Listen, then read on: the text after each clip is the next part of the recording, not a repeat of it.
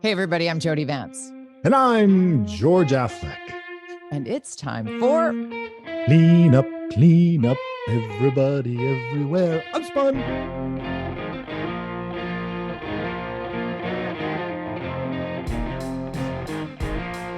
Jody. I'll do the rolling, you do the details. I'll do the rolling, you do the details. Okay. You went on a thing last week about the city's request calls for people to come and, help us clean up our city. And it turned out it was only certain neighborhoods. This week, I don't know if you've been watching Twitter, and all the ABC councillors continuously posting on their social media about them cleaning up the city in these locations, painting walls, painting over graffiti. It's nice, but it's a backfiring. I don't know if you've looked at any of the comments of some Oh, of no, these. I haven't looked. I've been so busy with other things. God. Tell me. It's quite funny to read some of the comments, when it's something nice. Sure, it's nice and positive, I guess.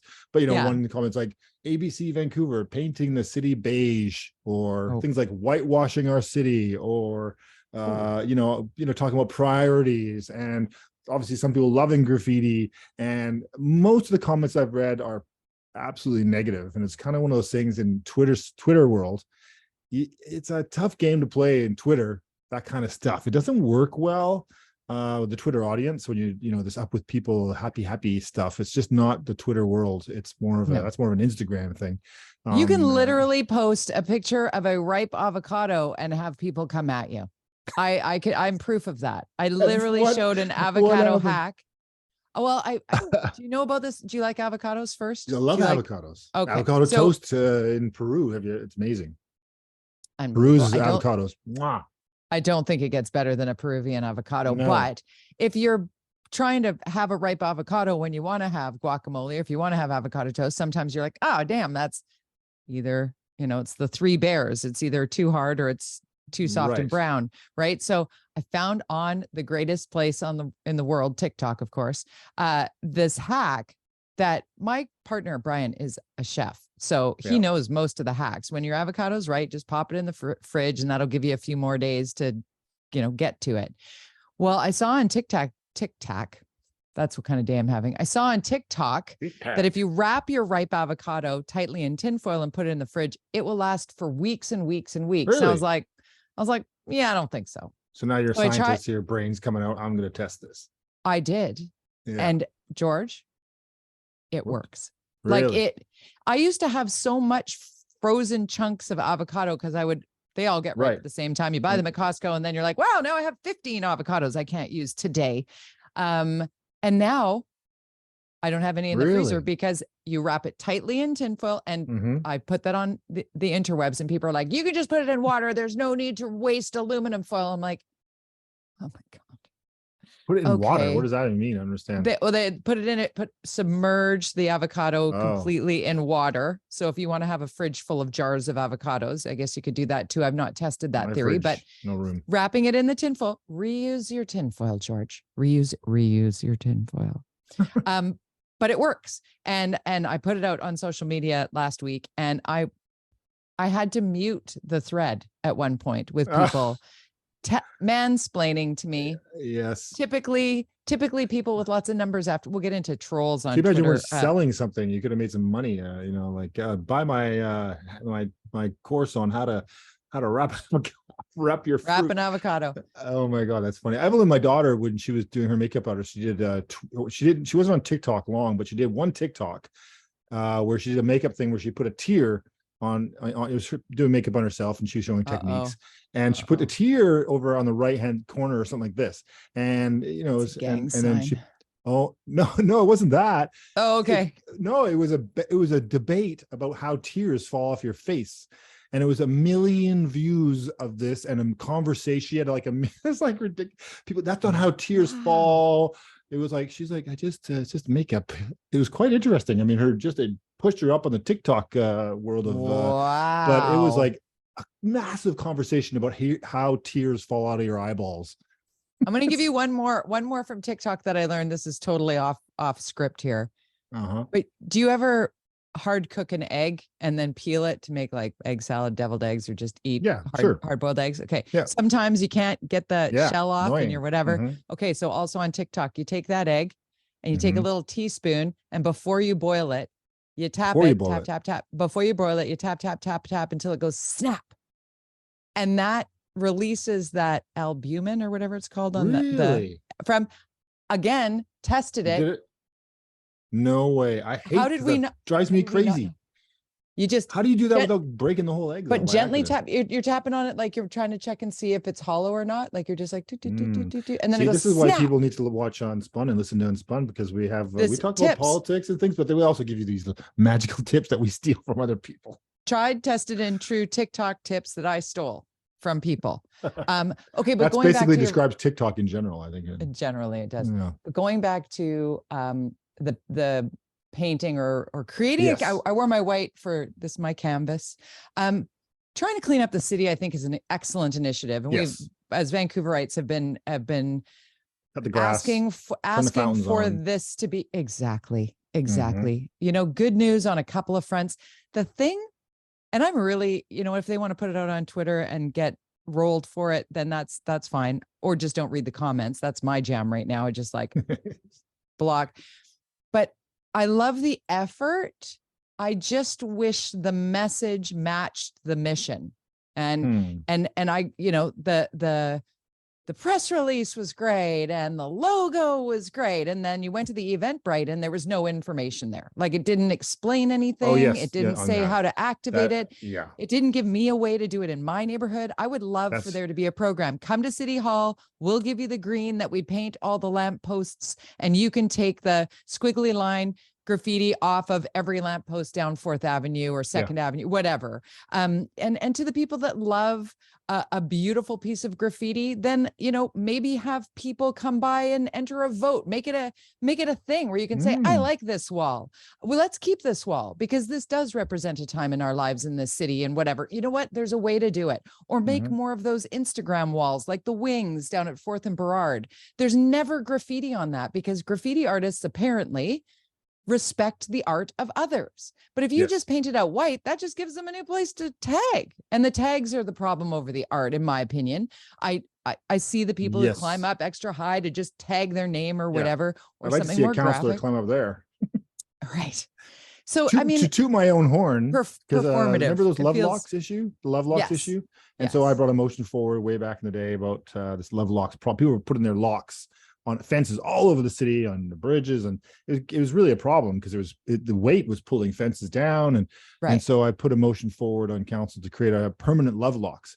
I got shot down by Vision as per usual, but they just don't like they you. changed the motion to.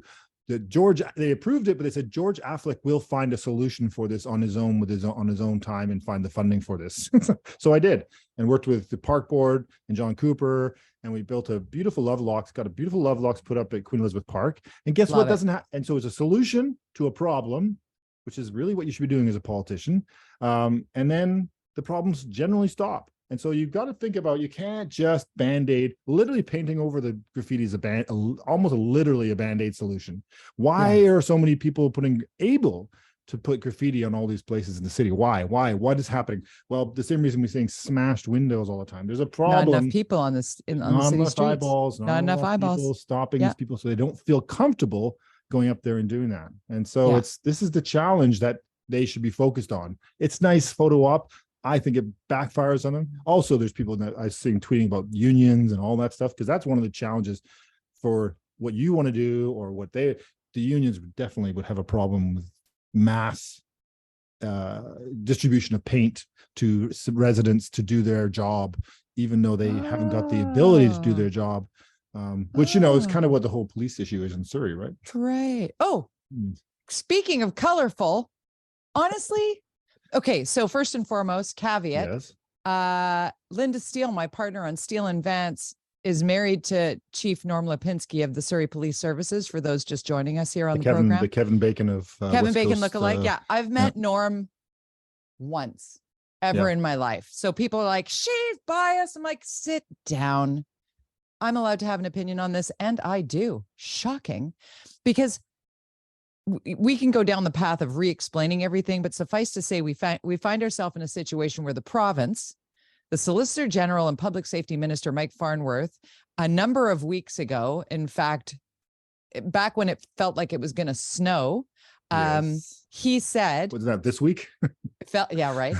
I knew you were going to say that. That Farnworth basically said, not you must go with the transition to Surrey Police Services, but the province recommends that the transition continues to Surrey Police Services, and we are offering you the $150 million to take the burden off taxpayers, plus $30 million a year moving forward. It came out to almost $250 million of provincial money, which is our money, George. We don't live in Surrey, but it's our money. So we do have skin in the game in this, because that's going to cost us ultimately.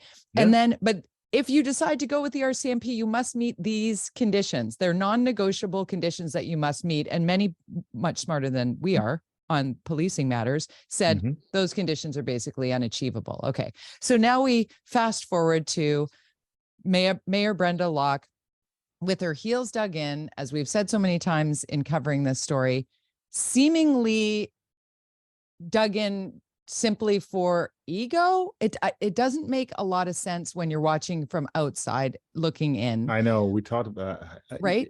Yeah. Do you want to on a rant though? No, go ahead. Okay, so this past week, I think it's better this comes from you, because it's an interesting question that she raises. Well, in her press conference. It was a very interesting press briefing for a number of reasons, but I'm going to take you to a press briefing prior to the one with the big explosive allegations, was when after just a couple of questions, Mayor Brenda Locke's comms person says that's going to be it. And Janet Brown, bless my colleague at Chorus, our colleague at Chorus, says, wait a minute, we have a lot of questions here, and you cannot end this. And she stood in firmly in her spot and continued to question, like, if you are forced to continue with the Surrey Police Services, if it's mandated by the province, do you have a plan for that? No. Like, it was very like, what?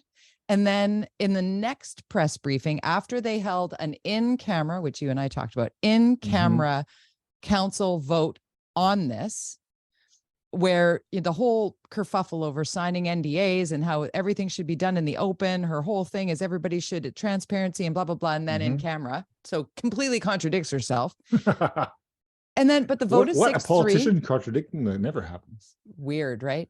But I mean, I've interviewed Brenda Locke numerous times when she was city councilor, and and watching what's happening here, it just feels like you said earlier about, oh no, sorry, it was before we hit record, when we were talking about what was happening with Sam Cooper, which we'll get to in a moment. It feels American, is what I'm going to say.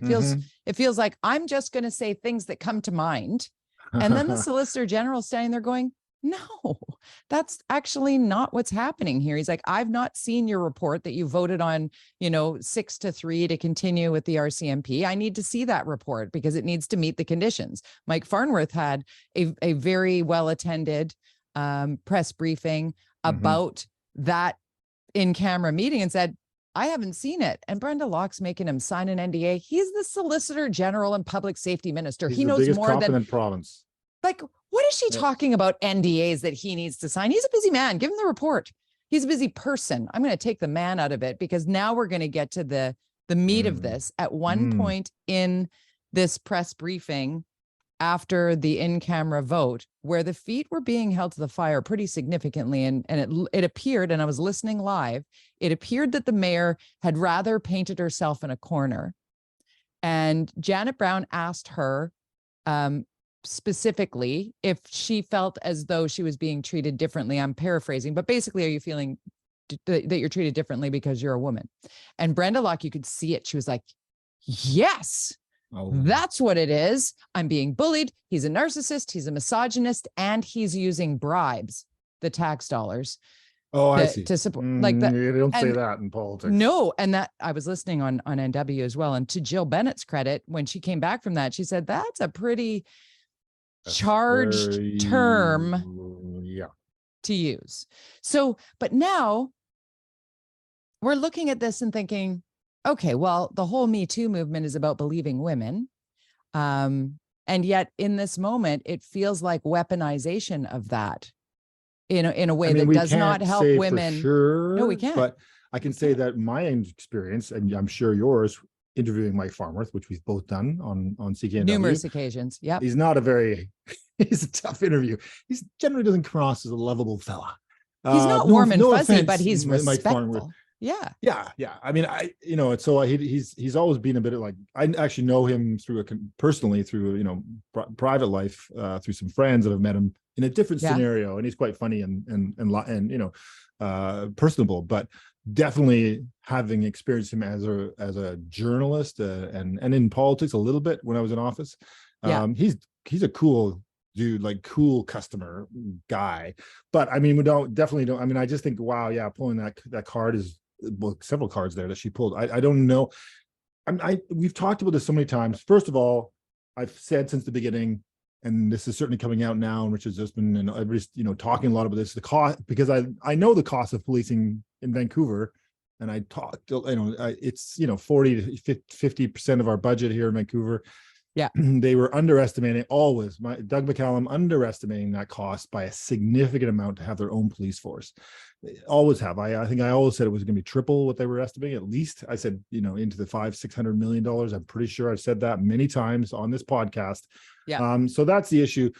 That this is what I don't understand, and what's not coming clear to me, if this is the issue for the mayor of Surrey, is that she is, and at least the way I think, the only thing she should be saying is, I'm here representing the taxpayers of Surrey. I was voted in by a majority of the residents of the city to take care of our purse, the city's purse, the money that's here.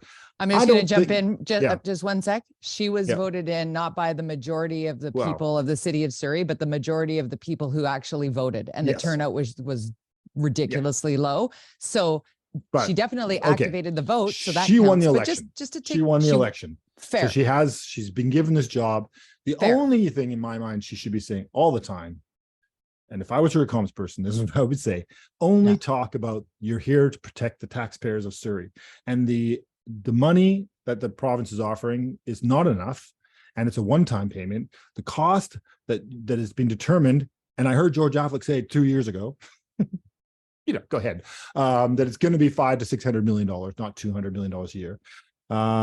This is too much of a burden for the taxpayers of this province. That's what I said on the night I was elected, that I did, this is what I stand for. And if people don't have a problem with that, they can vote me out in the next election. Now, if the premier is going to force this local police force on us, I want the people of this province to know that that was not my choice. Right. I think it's a bad choice. The taxpayers of this city cannot afford this local police force. As much as you might think it might help the situation, it's just not cost effective for us. It's really going to hurt us on everything else that we need to do related to blah, blah, blah, blah.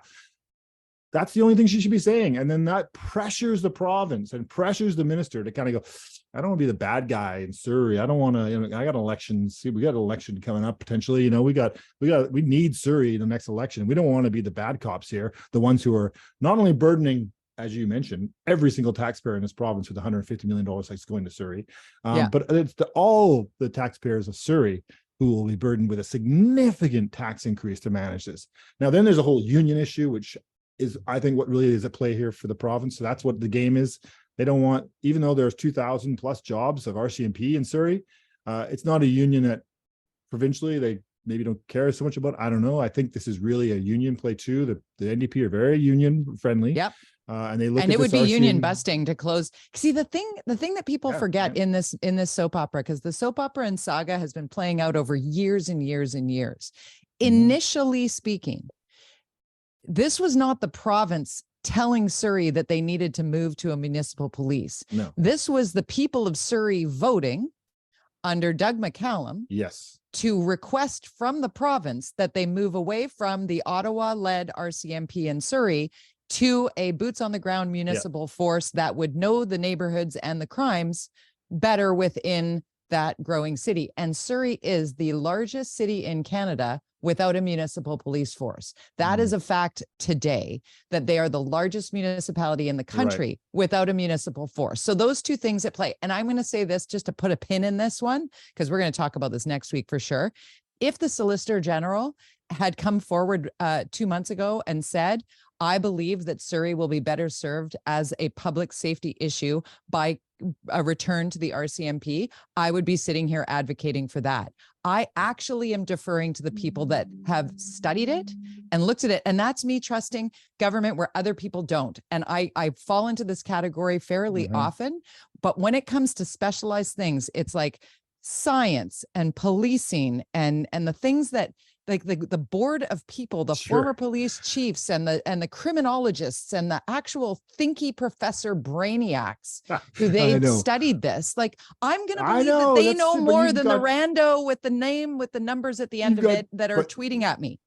But you've got two politicians who are at war here. That's what's really happening here. So it needs to stop. Hey, $8 million a month. If based on your point, and the report was not 100% like you can do this, but if Mike Farnworth truly believes that there's that the report and it leads to that the RCMP are not good enough, he should just do it. Well, there's not. That means they're not good enough potentially for any town. So maybe what the minister should do, the person in charge of policing in our province, maybe we should be looking at a provincial police and give every community an opportunity to join that police. That could potentially be a money saver for Vancouver, for example. We'll say, you know what, let's join the provincial police force so we can save $100 million in whatever costs. I mean, this is a question that the minister should be pushed on, and I don't think he has by any journalists that I've heard. Maybe, Mr. Minister, you should be focused your energy on, is there a problem with the RCMP in this province? If there's a problem, then maybe your job as the top cop is to start thinking about a solution, not only for Surrey, but every city in this province, because that's your job. And guess what? And the rural issue, every single city in our province right now. The rural issue is very real with regard to policing, and that the Surrey RCMP, as far as the Solicitor General's report is concerned, that police force, the Surrey RCMP, has been pulling resources from elsewhere in the province, which leaves other areas at risk. So if Surrey was to staff from them, and people are like, well, where do you think this SPS are getting their people? Well, they're recruiting here. You don't need to go back to Ottawa, go to a depot, train, and then come here. You can actually be recruited and work your way up through a municipal police force. I have family members who have done that. 29 years with the Vancouver Police Department. My cousin did that, so there's more at play here. But it's become so personal between these two politicians, and one has been very stoic and clear and almost ad nauseum repetitive with his messaging, while the other is spin. This is our conversation. This is what the show's called, and that's what he's got his spin down, and she is all over the map. She is splatter paint. It's paint. Really challenging. Yeah. Paint, splatter, paint. Okay, I've got a little breaking news. This just popped up on my phone. The debris field found near the Titanic wreckage site. OceanGate expeditions say they believe the missing submersible with 5 men aboard has been lost at sea. So that, by the time people are watching this, that's probably a news story, but we will in a little bit get into just how we've all been, so keyed in on this. Or we can do that now. Have you been watching? Well, I just think when we talk about spin, I think it's sad, of course, tragic. What I find interesting in this, if we talk about in the context of this program, is really, wow, like a lot of attention. I guess the Titanic angle is really appealing. Slow news week, let's not talk about Trump for a couple of days. The attention and the money and the energy that went into what clearly, I'm sorry to say, was pretty obvious. Not a good chance here that these people were going to survive, and then you hear about this makeshift sub this guy built. It's like the repercussions of this are going to continue. But wow, this took the world's attention. It was kind of like that boys in the cave in Thailand. Exactly. But, but they weren't. There was hope in that one. This it was one, Apollo 13. It was Apollo 13. You had Apollo 11. Sorry, Apollo. Yeah. Oh. 13. 13. There you go. With Tom Hanks and right. I should know. But they had no business surviving, and that's the thing. But haven't all of us, especially though. I get slow in an elevator and I start to panic. I can't imagine being bolted into a submersible. I can't. I just no. Water. No. But so it's terrible news. But I also think it's very interesting how that really. I think just mainly the Titanic angle, and of course there's a 19-year-old on there, and dad, the son, and all the, it's got every little, I mean, this is But a, thrill gonna be a movie. seekers, Can right? you imagine the movie Yeah. that's gonna be coming out about this? Oh yeah. No, Uh, thank you. yeah, And no thanks. at the same time, you know, we're watching hundreds and hundreds of migrants perish trying to make their way from Africa to the shores of Greece, and a captain in that area who she went out of her way to pluck people from certain death who had gone overboard, and she faces 20 years in prison for helping those people. Like, Well, let's not even get into like gun control in America or whatever else. Hey, what, right, you know, right. it's just, it's an interesting, strange thing. And I guess it's just what it's tragic, but wow. Anyways. Can I say strange and also tragic? What we saw unfold in New Westminster with the school trustee there, the DBD yeah, because last time we thing? talked, we weren't sure, so we were being cautious. But she's admitted that it was her that had this fake Twitter account, and she was tweeting out. Basically, she was being a bully, as far as I could tell, if I understood, against the people, you know, in this fake burner account or whatever you call it. And then she said, what it was a mental health care issue. She said she's been struggling, and now it's time for her to get some help. So that was the New West anchor actually broke this story. Rhea Renouf, right, our former colleague at Chorus, was on this and really looking to make sure she did her due diligence before, you know, putting all the details into the story. I reached out to DBD. I was surprised that she followed me actually on social media, and I DM'd her and I said, are the allegations here factual? Like, let me know. Never heard back. And that was the answer. And I'm like, okay. So for 7 years, this trustee, 7 years, this trustee had a burner account on Twitter where she targeted parents and teachers, and was found out because her location services was on, and she grabbed a picture of something and it showed exactly where she was.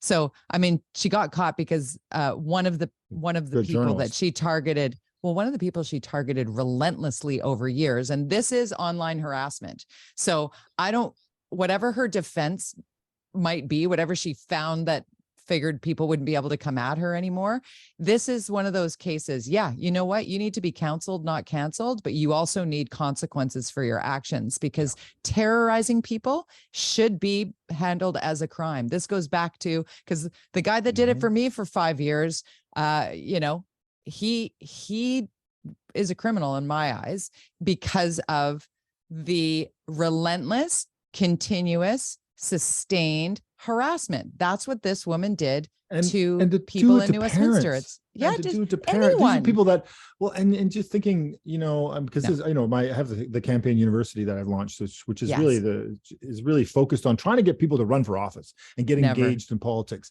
And when you have this kind of stuff happen, which is so negative against the politician, but also just negative, it's why people go, I don't want to run for this. I don't want to be attacked. I don't want to put myself out there. So these parents who put themselves out there to talk about whatever it is, and I'm a parent, and I got kids who went through the school system, and you know, and I was very vocal and got involved with my kids' pack, and because I could take the heat. But a lot of great people, whether you're parents or whatever, in our democratic side that we live, don't want that stuff happening. And so when you have this kind of thing, it's like, oh man, this is not the way it works, and you're just really scaring away great people to really help. That, not, you know, and that goes for anybody. The bullying thing, you know, I certainly was bullied a lot by, and I tried to be careful myself. I would hold up my own, as you have on many occasions, when it's related to an actual issue. Personal attacks. Oh, that's fine. You want to debate man. me? You want to tell me that you don't like me? Yeah, you that's go fine too. But when I say, listen, stop. Yeah. You stop. Stop. Like, that's a consent thing. There are a number of things we want to get to, but we only got a couple minutes left here if we're going to stick to time. Sam Cooper being grilled over the foreign interference, the testimony he was given. Give us a quick synopsis of the what you witnessed there. Yeah, there's a committee on the foreign interference issue, that they've got a committee, and they're questioning lots of people. And I just saw this, it just popped up in my feed, and it was this liberal grilling Sam Cooper, who's launched his new project. He's left Chorus or Global and has now got his own project called the Bureau. the Bureau, thank you, Yeah. where he's doing his investigative journalism on his own. It's a crowdfunded kind of structure. Anyways, he was just, I thought it just was the attack. I mean, Sam was there to provide information on his research and how he concluded on his things as a reporter. You don't have to do that as a reporter. I mean, literally, you could just say, I'm not going to answer that. It's not, he was being very forthright and answered, but the politician, for whatever reason, was really hardcore attacking Sam. And I think it looked really, really bad. And Sam kept his, smile on and just kept answering the questions as best he could. And it just seemed very, you touched on it earlier, very American. And I'm worried about that. We talked about the last week about the abortion issue. Is that going to be something that we're going to have to deal with? And now you see this, you think, come on. We saw Lauren Boebert and Marjorie Taylor Greene yelling obscenities at one another yesterday in the chambers. It's like, okay, you know what? Is that where we're heading? Is that where we're heading in America? Peak nightmare. No, thank you very much. Before we sign off for the day, I have a correction to make from last week. One of our longtime, most dedicated listeners, his name is Tori. And he is with McDonald Realty. And I had mentioned Sarah Daniels. Sarah used to work with another real estate company. And I mentioned that company last week. And I got it flagged back to me that it's like, no, it's McDonald Realty. I'm like, right. I'll mention it and repair it this week. So hi, Tori. Thank you for watching. This podcast brought to you by McDonald Realty. That's right. We're here for all your real estate needs.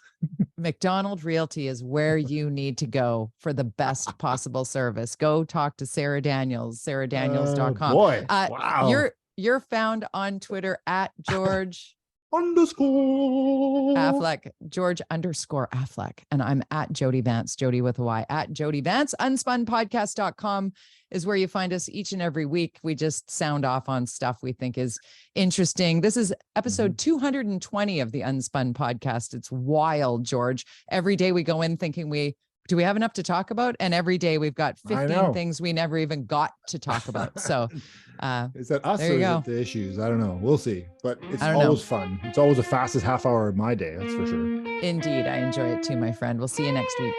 Bye-bye.